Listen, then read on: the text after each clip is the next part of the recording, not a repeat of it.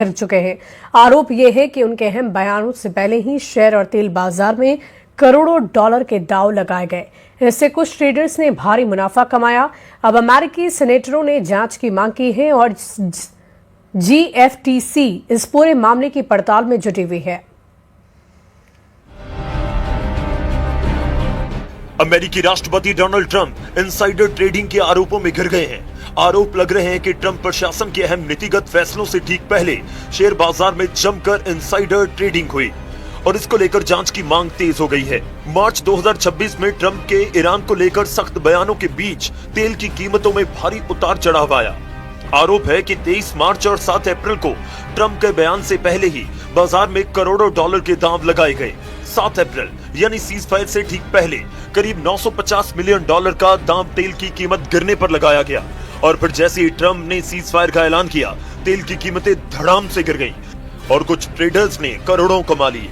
इससे पहले अमेरिका के रक्षा मंत्री पीट हेगसेथ पर भी आरोप लग चुका है कि उनके वित्तीय सलाहकार ने 28 फरवरी 2026 को ईरान पर हमला होने से ठीक पहले एक ऐसे ब्लैक रॉक IDEF फंड में करोड़ों डॉलर लगाने की कोशिश की थी।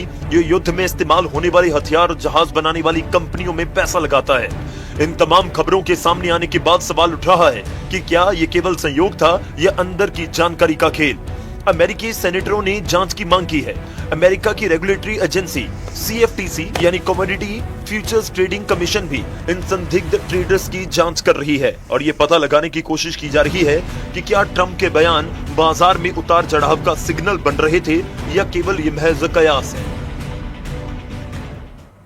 हॉर्मुज़ स्ट्रेट में बेहद और हालात बिगड़ सकते हैं। अमेरिका और ईरान के बीच सीज फायर बातचीत से ठीक पहले एक बड़ा टकराव देखने को मिला है। अमेरिका ने यह दावा किया है कि उसने ईरान के टॉस्का कार्गो जहाज पर फायरिंग कर उसे कब्जे में ले लिया। समंदर के बीच हुए इस ऑपरेशन में अमेरिकी सैनिक हेलीकॉप्टर से फास्ट रोपिंग के जरिए जहाज पर उतरे। वहीं ईरान ने इसे सीज फायर का उल्लंघन और समुद्री डकैती भी बताया है। इस स्पेशल रिपोर्ट को देखिए।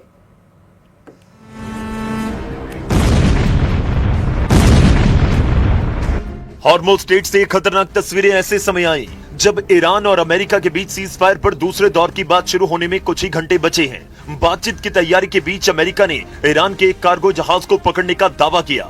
तस्वीरें भी आ गई जिन्हें देखकर लगा है कि कोई फिल्म का सीन हो, क्योंकि समंदर के बीचों बीच दो जहाज आमने सामने आए। जिस जहाज का पीछा किया गया था वो ईरान का कार्गो जहाज था जो चीन से आ रहा था और जिस जहाज ने पीछा किया वो था अमेरिकी युद्धपोत USS स्प्रुएंस।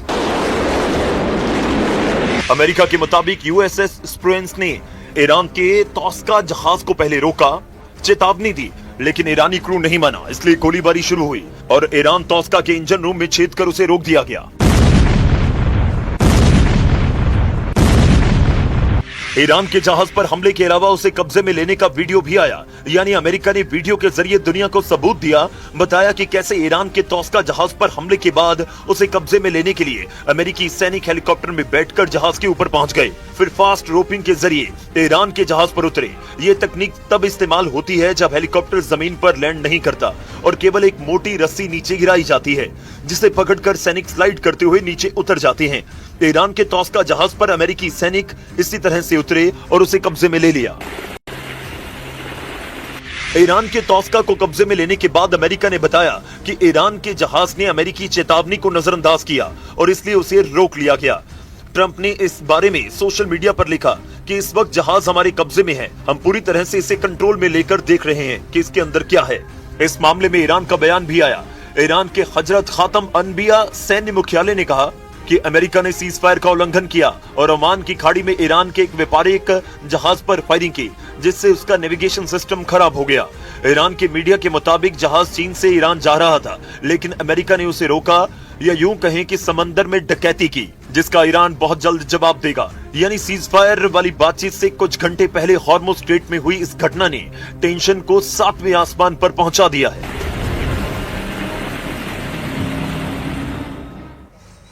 तो ट्रंप ने जैसे ही ईरान के जहाज को कब्जे में लिया, हड़कंप मच गया। जबकि कुछ दिन पहले ही ट्रंप के ब्लॉकेड के बावजूद ईरान के सुपर टैंकर ने हॉर्मुज़ पार किया था।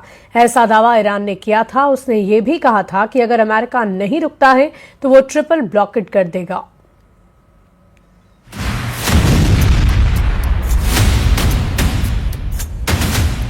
स्क्रीन पर दिखने वाले इस लाल निशान को ध्यान से देखिए, क्योंकि ये लाल निशान इस बात का सबूत है कि ईरान ने हॉर्मुज़ स्ट्रेट में ट्रंप के ब्लॉकेड को ठेंगा दिखाया। ये दावा ईरान की ओर से किया गया। कहा गया कि 20 लाख बैरल तक कच्चा तेल ले जाने की क्षमता रखने वाले एक ईरानी सुपर टैंकर ने अमेरिकी नौसेना की नाक के नीचे से हॉर्मुज़ स्ट्रेट पार किया, वो भी अपना ट्रैकिंग सिस्टम ऑन रखकर। अब अगर ईरान का दावा सही है तो ये ट्रंप की नौसेना की नाक कटने वाली बात हो गई, क्योंकि अमेरिका ने दावा किया था कि उसने ईरान के बंदरगाहों की ओर जाने वाले एक भी जहाज को हॉर्मुज़ स्ट्रेट पार करने नहीं दिया, जबकि ईरान ने डंके की चोट पर अपना टैंकर हॉर्मुज़ स्ट्रेट से पार कराने का ऐलान कर दिया। यही नहीं, उसकी ओर से चेतावनी भी आ गई, जिसमें कहा गया कि अगर अमेरिका अपनी अवैध नौसैनिक नाकेबंदी जारी रखता है तो इसे सीज फायर का उल्लंघन माना जाएगा। ईरान ने धमकी दी है कि अगर अमेरिका का ये रवैया जारी रहता है तो ईरान अपने आसपास के 3 सागरों में आयात निर्यात रोक देगा। मतलब ईरान फारस की खाड़ी, ओमान की खाड़ी और लाल सागर को ब्लॉक कर देगा। साफ है, ईरान नाकेबंदी का जवाब नाकेबंदी से देने को तैयार है।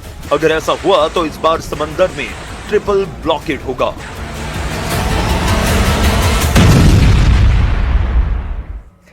क्या ईरान में कोई ऐसा जनरल है जो पाकिस्तान में शांति वार्ता नहीं होने दे रहा है? मीडिया रिपोर्ट्स के दावों के अनुसार इस वक्त ईरान में मेजर जनरल अहमद वहीदी का हुक्म चल रहा है और यही वजह है कि अमेरिका और पाकिस्तान की तमाम कोशिशों के बावजूद अभी तक ईरान वार्ता के लिए तैयार नहीं हुआ है। दावा तो यहां तक हो रहा है कि मेजर जनरल अहमद वहीदी वार्ता नहीं बल्कि बारूदी हमले की तैयारी में जुटे हैं।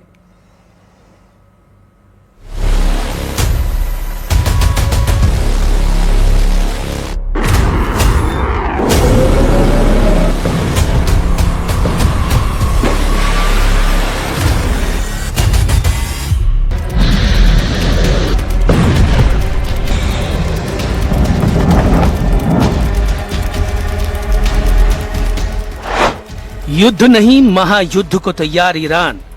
जनरल अहमद वहीदी ने पलटी ट्रंप की बाजी। 28 फरवरी 2026 को शुरू हुए ऑपरेशन एपिक फ्यूरी को 52 दिन से ज्यादा हो चुके हैं। ईरान से लगातार 39 दिनों तक चले भीषण युद्ध में अमेरिका ने लगभग 2,10,000 करोड़ रुपए फूंक डाले, लेकिन उसके बावजूद ईरान ना तो झुका है और ना ही अमेरिका ईरान का यूरेनियम छीन पाया है। यहाँ तक कि ईरान में 47 साल से चला रहा खमनेई शासन का अंत भी अमेरिका नहीं कर पाया है।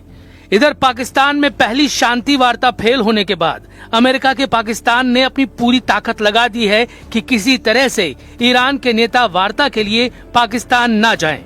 लेकिन इधर ईरान से एक ऐसे ईरानी जनरल की धाक और धमक सामने आई है जिसने ट्रंप की ईरानी बाजी पूरी तरह से पलट दी है। खबर है IRGC के मेजर जनरल वाहिदी ने 2 टूक कह दिया है कि जब तक हॉर्मुज़ से अमेरिकी नाकेबंदी बंद नहीं होगी तब तक कोई बातचीत नहीं होगी। इधर खबर आ रही है कि ट्रंप के निर्देश पर अमेरिकी सेंट्रल कमांड ने बहुत बड़े युद्ध की तैयारी कर ली है। हम आपको दिखाने जा रहे हैं कि पिछले 72 घंटे पहले जो ईरान जख्मी, थका और कुछ हद तक हारा लग रहा था, वो ईरान एक बार फिर से अमेरिका से 2-2 हाथ करने को तैयार हो चुका है। दावा किया गया है कि ईरान युद्ध नहीं बल्कि महायुद्ध की तैयारी में जुट गया है और ईरान ने 10 दिन के सीज फायर में अपनी मिसाइलों को ऐसी लोकेशन पर पहुंचा दिया है जहां से अमेरिकी और इजरायली अड्डों को घातक नुकसान पहुंचाया जा सकता है। अदृश्य जनरल का आदेश, झुकेगा नहीं ईरान। इस वक्त दुनिया भर में यही सवाल पूछे जा रहे हैं कि सुप्रीम लीडर अली खamenei की मौत और सुप्रीम लीडर मुज्तबा खamenei के घायल होने के बाद इस वक्त ईरान में आखिरी और ठोस फैसला कौन ले रहा है।